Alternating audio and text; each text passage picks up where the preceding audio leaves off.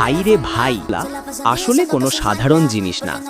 এরা মিলে গড়ে উঠছে এক নতুন ইঞ্জিন, এক নতুন শক্তি।